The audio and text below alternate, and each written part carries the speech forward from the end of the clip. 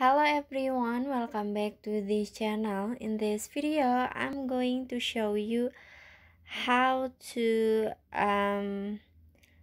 favorite TikTok sound and use them. Now let's get started.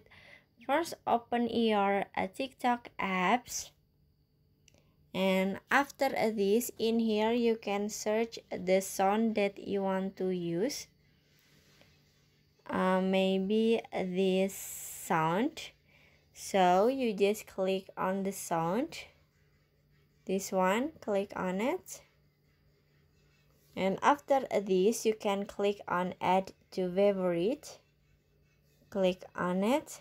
And if you wanna use this sound, so you just click on the use this sound at the bottom,